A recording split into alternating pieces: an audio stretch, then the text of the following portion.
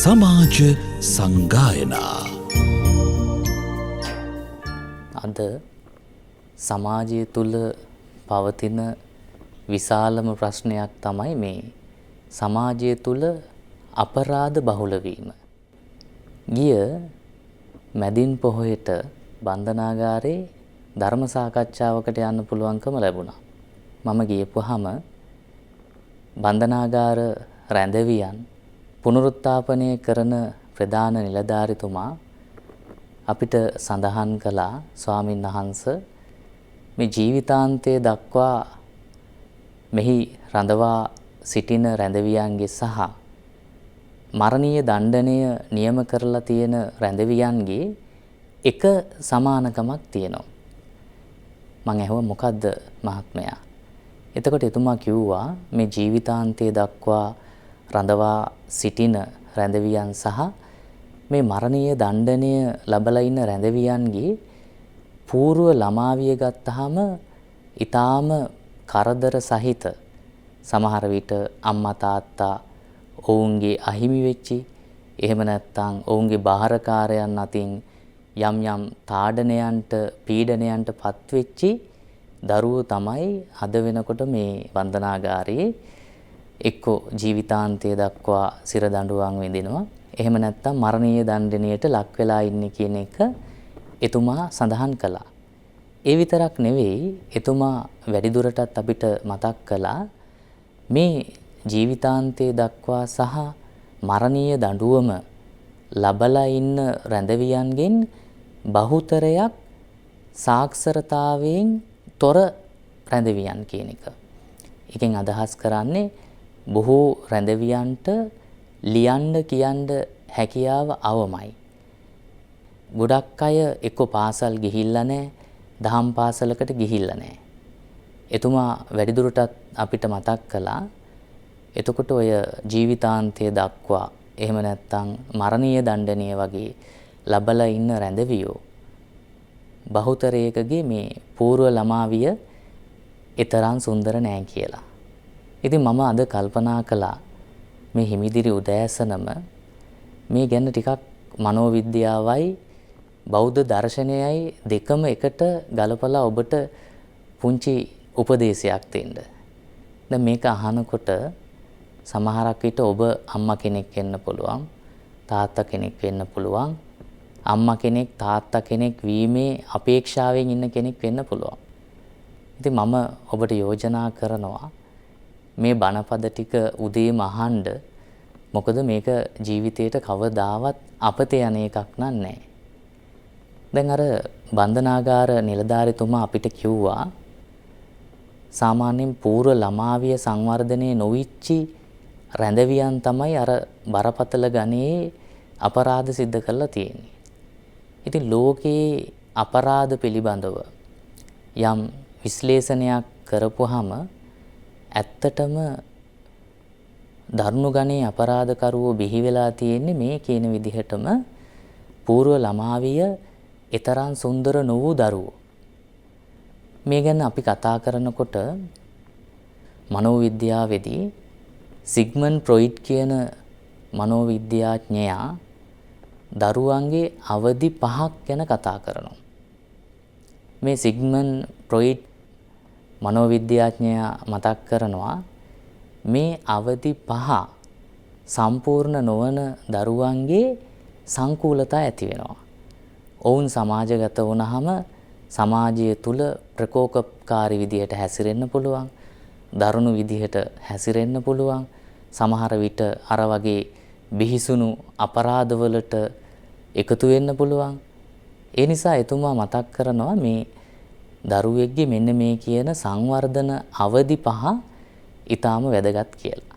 ඔන්න අම්මලාට තාත්තලාට දරුවෝ පිළිබඳව යම් හැඟීමක් ඇති, කැක්කුමක් ඇති මේ කතාව අහන්න ඔබට ඊටාම වටිනා වෙයි මේ අද ධර්ම දේශනාව. සිග්මන්ඩ් ෆ්‍රොයිඩ් මනෝවිද්‍යාඥයා පළවෙනියටම කියනවා දරුවෙක්ගේ සංවර්ධනය වෙන අවදි 5න් පළවෙනි අවධිය තමයි මුඛීය අවධිය කියලා කියන්නේ. මුඛී අවධිය කියපුවහම උපතේ සිට අවුරුදු 2ක් විතර කාලය ඊටාම වැදගත් කියලා කියනවා. මේ කාලෙදි දරුවෙක් සාමාන්‍යයෙන් තෘප්තියටපත් වෙනවා කියලා කියන්නේ අම්මගේ තන පුඩුවෙන් කිරි බොනකොටලු මේ දරුවා තෘප්තිමත් වෙනවා කියලා කියන්නේ.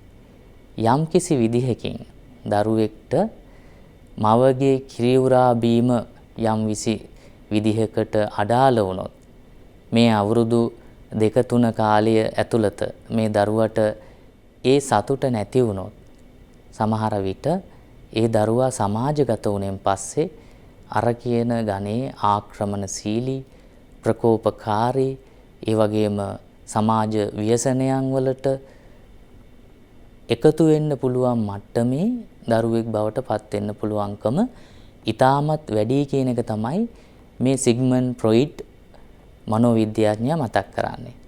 ඊළඟට එතුමා මතක් කරනවා අවුරුදු 2ත් අවුරුදු 4ත් අතර කාලය ගුද අවධිය කියලා. ගුද අවධිය කියන එකෙන් අදහස් කරන්නේ දැන් දන්නවා අම්මලා තාත්තලා ඔබට දරුවෝ ඉන්නවා නම් මේ අවුරුදු 2ත් 4ත් අතර කාලේ සාමාන්‍යයෙන් වැසිකිලි හැම කරවීම දරුවෙක්ව අර වැඩිහිටියෝ කරන මට්ටමේ වැසිකිලි යෑමකට හුරු කරන්න හරි අමාරුයි. ඇයි මේ කාලේ පොඩි දරුවෝ ගෑල් ළමෙක් වෙන්නත් පුළුවන්, පිරිමි ළමෙක් වෙන්නත් පුළුවන්. ඔවුන්ට ඒ ගැන හැඟීමක් නැහැ. වැසිකිලි කරනකොට සමහරට මිදුලේ පොඩි කුරුළු බෙට්ටක් වගේ එහෙම නැත්නම් පොඩි අසෝචි පිටක් දානවා.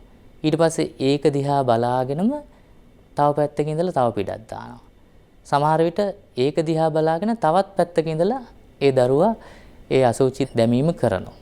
එතකොට සමහර විට මේ දරුවෝ මේ අසෝචි අරගෙන සමහරට අතින් අල්ලන්න පුළුවන්. ඒ වගේ සෙල්ලම් කරන්න පුළුවන්. ඇතැම් විට මේවා මුඛයේ දමා ගන්නත් හැකියාව තියෙනවා.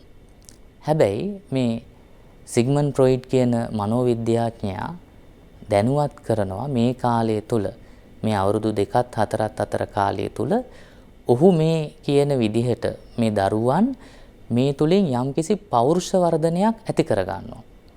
අම්මලා තාත්තලා මේක අර සංයමයෙන් කරන්න ඕන හරි විදිහට කරන්න ඕන කියලා දරුවව බැරි වෙලාවත් සැරවැර කරලා අර තෘප්තිය අර පෞරුෂ වර්ධනය ඒ දරුවා මලපහ කිරීමෙන් ලබන තෘප්තිය යම්කිසි පෞරුෂ වර්ධනයක් සඳහා බාධා කළොත් අන්න ඒ දරුවා සමාජගත වුණෙන් පස්සේ අර කියන සංකූලතා සහිත දරුවෙක් වීමේ හැකියාව තියනවා කියන එක මේ මනෝවිද්‍යාත්මක ක්‍රමවේදය ඔස්සේ පැහැදිලි කරනවා. තුන්වෙනි අවධිය තමයි අවුරුදු 4ත් 6ත් අතර කාලය. මේ කාලෙදී අපි කියනවා මේ දරුවෙක්ට සාමාන්‍යයෙන් අර කලිසමක් අඳලා තියන්න බැරි කාලය කියලා කියන්නේ. දරුවෙක්ට අවුරුදු 4ත් 6ත් අතර කාලෙදී ලිංග රූපිත අවධිය කියලා කියනවා. ලිංග රූපිත අවධිය කියලා කියන්නේ සාමාන්‍යයෙන් අවුරුදු 4දී 6 අතර කාලෙදී පිරිමි ළමයෙක් වෙන්න පුළුවන්, ගෑල් ළමයෙක් වෙන්න පුළුවන්. කලිසමක් අඳලා තියන්න බෑ. කලිසම ගලවනවා. ඇඳුවොත් ගලවනවා. ඒකල එයා මේ කාල සීමාවේදී තමන්ගේ අංගපසංග බලමින් යම්කිසි වින්දනයක් ලබනවා කියලා කියනවා. ඒ වගේම අන්‍යයන්ගේ අංගපසංග බලන්නත් උනන්දු වෙනවලු. හැබැයි දැන් අපි අර වැඩිහිටියෝ අඳින විදිහට මේ දරුවන්ට ඇඳුම් පැළඳුම් අඳවන්න ගියොත් සමහර විට ඔහුගේ පෞරුෂ දුබලත්වයට ඒක බලපාන්න පුළුවන් කියන එක මේ සිග්මන්ඩ් ෆ්‍රොයිඩ් කියන මනෝවිද්‍යාඥයා සඳහන් කරනවා. ඊළඟට අවුරුදු 6ත් 12ත් අතර කාලය නිලීන අවධිය කියලා කියනවා. ඒ කියන්නේ මේ කාලෙදී ඒ අය වැඩිපුර හැඟීම් දැනීම් ප්‍රකාශ කරන්නේ නැහැ. සමහර විට පිරිමි ළමයි නම් පිරිමි ළමයිත් සමගම කටයුතු කරනවා. ගැහැණු ළමයි නම් ගැහැණු ළමයිත් එක්කලාම කටයුතු කරනවා. ඉතින් මේ කාලෙදී අර ඔවුන්ගේ බොහෝ හැඟීම් යටපත් කරගෙන අම්මා තාත්තලා එක්කලා කටයුතු කරනවා කියන එක තමයි සඳහන් වෙන්නේ. ඊළඟට වෘද්ධකාම අවධිය කියලා කියන අවුරුදු 12න් පස්සේ දරුවෙක් තුල ඇතිවෙන ඒ මනෝභාවයන් වලට. එතකොට මෙන්න මේ අවදි යම්කිසි දරුවෙක්ට සම්පූර්ණ කරගන්න බැරි වුණොත් අන්න ඒ කාල සීමාවෙන් ඇතිවන සංකූලතා පෞරුෂ දුබලත්වයට ඇති වී ඒ දරුවෝ සමාජගත වුණෙන් පස්සේ ගොඩක් වෙලාවට ආක්‍රමණශීලී, අන්‍යයන්ගේ දුක දකින්නේ නැති, සහකම්පනය අඩු, අර වගේ බරපතල ගණේ අපරාධවලට එකතු වෙන්න පුළුවන් මට්ටමේ දරුවෙක් බිහිවීමේ හැකියාව තියෙනවා කියන එක මේ සිග්මන්ඩ් ෆ්‍රොයිඩ් කියන මනෝවිද්‍යාඥයා මතක් කරනවා. ඊළඟට ඔය මාස්ලෝ කියලා තව මනෝවිද්‍යාඥයෙක් ඉඳලා තියෙන එතුමත් මතක් කරනවා මේ සාමාන්‍යයෙන් අවුරුදු 4ත් අතර කාලය බිලිඳු අවදිය එහෙම නැත්නම් ලදරු අවදිය කියන මේ සීමාවදී හැම දරුවෙක්ම හිතනවලු මේ ලෝකේ ඉන්න හැමෝම මට ආදරෙයි කියලා. ඒ හැඟීමෙන්ලු ඒ දරුවෝ කටයුතු කරන්නේ. එතකොට ඒ හැඟීමෙන් කටයුතු කරනකොට ගොඩක් වෙලාවට මේ වයසේදී දරුවෝ අඬනවා. අඬනකොට අම්මා දුවගෙන ඇවිල්ලා තොටිල්ල නලවනවා නම් ඒ දරුවව සනසනවා නම් ළඟ ඉන්න කෙනෙක් අන්න එයා හිතනවලු මට මේ ඉන්න අය ආදරෙයි කියලා. ඒ ආදරය කරුණාව ඒ දරුවා අපේක්ෂා කරමින් වැඩෙනකොට ඒක ලැබෙනවා නම් අන්න මාස්ලෝ කියනවා අවශ්‍යතා කියන න්‍යාය මත අවශ්‍යතාවයන් සම්පූර්ණ වෙන නිසාම ඒ දරුවාගේ යහපත් විදිහට පෞරුෂ වර්ධනයක් වෙනවා කියන එක.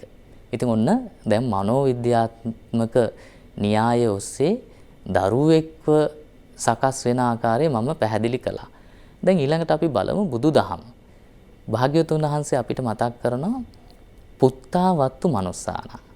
මිනිස්සුන්ට මේ දරුවෝ තරම් සම්පතක් නැහැ කියලා කියනවා. ඉතින් ඒක භාග්‍යවතුන් වහන්සේ පිළි අරගෙන තියෙනවා. ඔබට මතක ඇති සුද්ධෝදන රජතුමා. සුද්ධෝදන රජතුමා භාග්‍යවතුන් වහන්සේට එක ළඟ අවස්ථාවකදී නන්ද කුමාරයා පැවිදි කරපුවාම රාහුල කුමාරයා පැවිදි කරපුවාම දුවගෙන ඇවිදිලා සලු අඳිමින් මහපාරින්දන් කියනවා අනේ ස්වාමීනි මේ දාරක ප්‍රේමය කියන එක හැම විඳගෙන ඇට මිදුළු දක්වාම කාවදින දෙයක්. ඔබ වහන්සේ ගිහිගේ අතහැරලා ගියපුවාම මම නන්ද කුමාරයා දැකලා මගේ පරපුර දැන් නන්ද අරගෙන යයි කියලා හිත හදාගත්තා. නන්දව ඔබ පැවිදි කරපුවාම මගේ මුණුපුරා දැන් මගේ පරම්පරාව අරගෙන යයි කියලා මං සතුටු වුණා. ඔබ වහන්සේ රාහුලවත් පැවිදි කළා. ස්වාමීනි මේක අම්මෙක්ට තාත්තෙක්ට දරන්න බෑ. ඒ නිසා මං ඔබ වහන්සේගේ වැඳලා ඉල්ලනවා අම්මා තාත්තාගේ పూర్ව අනුදැනුම මතම පැවිදි කරවන්න. අම්මෙක් තාත්තෙක් අකමැති වෙනවා නම් ඔබ වහන්සේගේ ශාසනය පැවිදි කරවන්න එපා කියලා. ඉතින් ඒ වගේ භාග්‍යවතුන් වහන්සේ මේ දරුවන් පිළිබඳව මේ දරුවන්ගේ සහ දෙමව්පියන්ගේ තියෙන සෙනෙහස දැකලා තියෙනවා. ඉතින් ඒ අනුසාරයෙන් දරුවෙක්ව ගුණවත් දරුවෙක් විදිහට කොහොමද සමාජගත කරන්න ඕනේ කියන එක උන්වහන්සේ තමන් වහන්සේගේ දේශනාවල ප්‍රකට කරලා තියෙනවා. දැන් අපි කවුරුත් දන්න කතාවක් නේ අර සත්‍යකුම්භ ජාතකය. ඒකෙදී ගිරාපැටව දෙන්නෙක් ඉඳලා මහා වර්ෂා කාලෙක මහා හුළඟක් ඇවිදිලා එක ගිරවෙක් තාපසාරාමයකට වැටෙනවා. තාපසාරාමයකට වැටිච්ච ගිරවා හොඳ වචන කතා කරනවා, හොඳ විදිහට ක්‍රියාත්මක වෙනවා. ඒ ගිරවගේ ඇවතුම් පැවතුම් හොඳයි. හැබැයි අනිත් පැත්තට වැටිච්ච ගිරවා වැටුනේ සොරු මුලක් ඉන්න තැනකට, සොර කණ්ඩායමක්. ඉතින් සොරුන්ගේ ස්වරූපය තමයි ඒ ගිරාපැටියට හුරු වුනේ. එතකොට අපිට පැහැදිලි වෙනවා පුංචි දරුවෙක් වුණත් ඒ දරුවගේ සමාජ වටපිටාව ඒ දරුවගේ ආකල්ප තීරණය කරන්න ප්‍රධාන සාධකයක් බවට පත් වෙනවා. දැන් සමාජානුයෝජනය කියන වචනය විග්‍රහ කරන්නේ දරුවෙක් සමාජගත කිරීම. එතකොට සමාජානුයෝජනයේදී පවුල තමයි මුලින්ම දරුවෙක්ව සමාජානුයෝජනය කරන්නේ. අම්මා තාත්තා සමහර විට සීයා වෙන්න පුළුවන්, ආච්චි වෙන්න පුළුවන්. මේ විස්කෘත පවුලත් එක්කලා බැඳිච්චි සමාජානුයෝජනයක් සිද්ධ වෙනවා. ඊළඟට දරුවව පාසලට බාර දුන්නෙන් පස්සේ පාසල තුලිනුත් සමාජානුයෝජනයක් සිද්ධ වෙනවා. එතකොට අපි පැහැදිලි කරගන්න ඕන දැන් මේ ආර්ය සහ පරිසරය කියන දෙකම දරුවෙක්ගේ ආකල්පමය වර්ධනයට බලපානවා. ආර්ය කියන එකෙන් අදහස් කරන්නේ දැන් අපි කියන ඔය ඥානමය தত্ত্বයන්. පැරණි සිංහල භාෂාවෙත් කියන ඔය ආර්ය ගුණ නෑරි ගහේ කටු උල් කරන්න දෙයක් නැහැ. එහෙම කියනවා. ඉතින් ඇයි එහෙම කියන්නේ? අර ඥානමය වශයෙන් ආරය කියලා කියන්නේ ඒකයි. ඥානමය වශයෙන් යම් කිසි දෙයක් එනවා නම් ඒකට අපි කියනවා ආරය කියලා. ඊළඟට සමාජමය වශයෙන් යම් කිසි විදිහක හොඳ හෝ නරක දරුවා ග්‍රහණය කර ගන්නවා නම් අන්න ඒකට අපි කියනවා සමාජීය විසින් සමාජානුයෝජනීය වෙනවා කියන එක.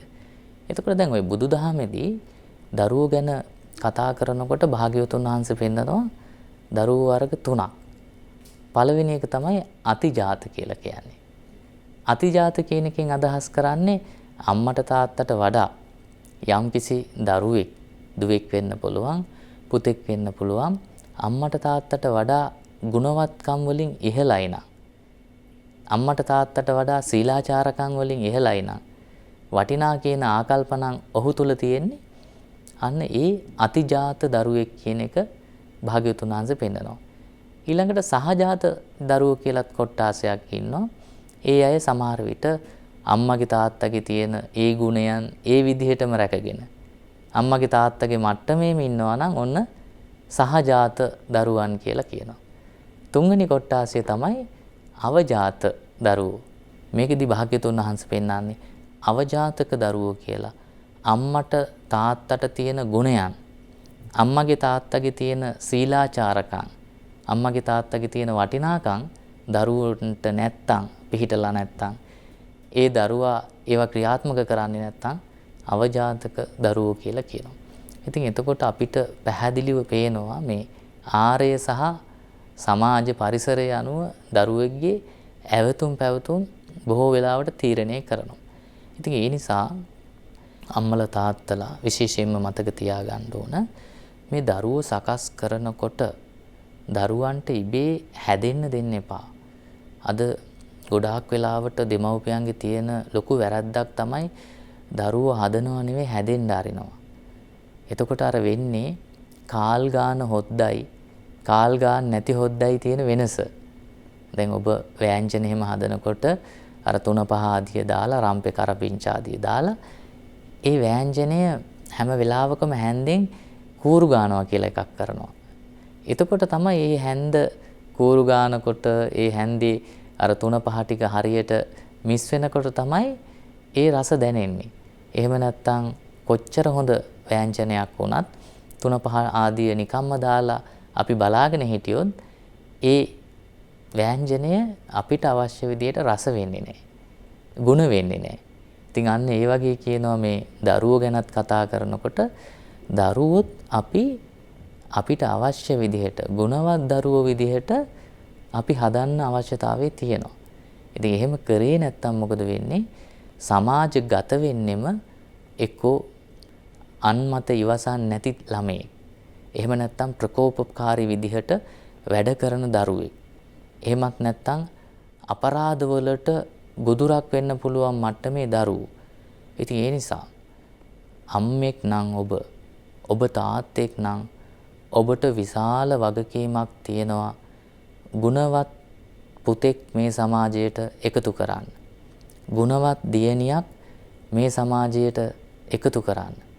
මොකද අද වෙනකොට අපිට පේනවා මිනිසුන්ගේ මනුස්සකම් මහ පුදුම විදියට හේදිලා ගිහිල්ලා. ගුණවත්කම්, සීලාචාරකම් කියන ඒවා සතයකට මායින් කරන්නේ නැහැ. පුළුවන් තරම් මිනිසුන්ව රවට්ටන්න පුළුවන් නම් රවටනවා. තවත් කෙනෙක්ව තාඩනයට ලක් කරන්න පුළුවන් නම් තාඩනයට ලක් කරනවා. පීඩනයට ලක් කරන්න පුළුවන් නම් පීඩනයට ලක් කරනවා. පෙලන්න පුළුවන් නම් තලන්න පුළුවන් නම් ඒ හැම දෙයක්ම කරනවා. ඇයි? මිනිස්සු මේ ගුණවත්කම් ගැන හිතන්නේ නැහැ. සිල්වත්කම් ගැන කල්පනා කරන්නේ නැහැ. ඉතින් මේවා සමාජ දුර්වලතා. මේ සමාජ දුර්වලතා වැඩි වෙන නිසා තමයි අපි කතා කරන්නේ දැන් සමාජය පිරිහිලා කියලා. ඉතින් අපි සමාජය තුළ ජීවත් වෙන ගමන් අපි වැරදි කරන ගමන් අන් අයට චෝදනා කළ වැඩක් නෑ. දැන් බලන්නකෝ අපේ පොදු ප්‍රවාහන සේවය අපි කෝච්චියක ගියොත් එහෙම අපේ පාද දෙක ගන්නවා සීට් එක උඩට. සමහර විට අපි එතන කන රටකජු ටික ඒ පොතු ටික එතනම දානවා. ටොපි කොලිය ගත්තොත් ටොපිය එතනම දානවා. බිස්කට් ටික කෑවොත් අපි එතන බිස්කට් කුඩු ටිකයි ඒ ඉතුරු වෙන කොලේ එතනම දානවා. ඉතින් මේවා වෙනස් විය යුතු දේවල්. මේවා වෙනස් කරන්නේ නැතුව අපි සමාජයට චෝදනා කරාට වැඩක් නැහැ. අද සමාජයේ දැන් පිරිහිලා, අද සමාජයේ දැන් විනාශ වෙලා තියෙන්නේ. එහෙම චෝදනා කරාට වැඩක් නැහැ. ඉතින් ඇත්තටම දැන් අපේ රටේ තත්ත්වයේ තීරුම් ගන්න නම් වෙනත් විදේශ රටකට ගිහිල්ලා බලන්න ඕන. විදේශ රටවල් වලට ගියපුවාම අපිට පේනවා ඒ මිනිස්සු තුර මොනතරම් විනයක් තියනවද? මොනතරම් ශික්ෂණයක් තියනවද? නීති රීති වලට කොච්චර ගරු කරනවද? ඉතින් අද අපේ කොතනද ඒවා රැඳිලා තියෙන්නේ කියන එක ප්‍රශ්නයක්. දැන් පාරවල් වල හරියට බලන්න මේ වාහන දිහා. මේ වාහනවල සාමාන්‍යයෙන් මතයක් තියෙනවා ආසියාවේ මේ අපේ රටවල් වල ආසියානුකරයේ තියෙන රටවල් විශේෂයෙන් ඔය බංගලාදේශය, පාකිස්තානය, ඉන්දියාව, ලංකාව. ඔය අපේ රටවල් 3-4 තමයි වැඩිපුරම හෝන් එක පාවිච්චි කරන්නේ රියදුරෝ. හැබැයි ඔය දියුණු යුරෝපීය රටවල් වල හෝන් එක පාවිච්චි කරන්නේ නැහැ. හැබැයි අපේ රටේ වෙලා තියෙන්නේ අපේ රියදුරු මහත්තුරු වැඩිපුරම හෝන් එකෙන් තමයි එලවන්නේ. ඉතින් මේවා වෙනස් වෙන්න ඕන. දැන් මහා පාරේ යනකොට හැමතැනින්ම මගියන්ට පාර පනින්න පුළුවන්කමක් නැහැ. හැමතැනින්ම පනිනවා නම් ඒක නීති විරෝධී. සුදු ඉරක් තියෙනවා. ඉතින් ඒ සුදු ඉරෙන් තමයි අපි පනින්න ඕන. එතකොට අපි එදිනදා එකතු වෙන, gedara එකතු වෙන කුණු මල්ල පාරට ගෙනල්ලා දානවා නම් මගතොටේදී අපේ පෞද්ගලික කුණු ටික මහපාරට මුදා හරිනවා නම් ඒ ගැන නැවත හිතන්න ඕන. මොකද මේ විනය කියන එක Taman තුලින් තමයි ඇති කරගත යුත්තේ. අපි හැදෙන්නේ නැතුව තව කෙනෙක් හදන්න යෑමත්, අපි හැදෙන්නේ නැතුව සමාජයට ඇඟිලි දික් කිරීමත් මං හිතන්නේ ඒක විශාල වරදක්. ඉතින් මම අද මේ හිමිදිරි උදෑසනම මේ හිරු සමාජ සංගායනා ධර්මානුශාසනාවෙන් පැහැදිලි කරන්න උත්සාහ කරේ මේ සමාජයට යහපත් පුරවැසියෙක්, ගුණවත් නීතිය රකින්න උත්සාහ කරන ගුණවත් දරුවෙක්ව සමාජගත කරන්නේ කොහොමද? ඒ දරුවා වැඩෙනකොට තමන්ගේ පෞරුෂයත් එක්කලා මේ සමාජයට යහපත් පුරවැසියෙක් කරන්නේ කොහොමද කියන එක අද මේ ධර්ම දේශනාවෙන් මතක් කරන්නට යෙදුනේ. ඉතින් මේ ධර්ම දේශනාව ඔබට ඔබේ ආලින්දයට සමීප කරවන හිරු රූප වාහිනී මාධ්‍ය ජාලයේ රේනෝ සිල්වා මැතිතුමා ඇතුළු හිරු කාර්ය මණ්ඩලයටත් අපි සුභාසිංසනය ප්‍රාර්ථනා කරන ගමන් ඔබ සියලු දෙනාටම තෙරුවන් සරණ ප්‍රාර්ථනා කරනවා. සමාජ සංගායනා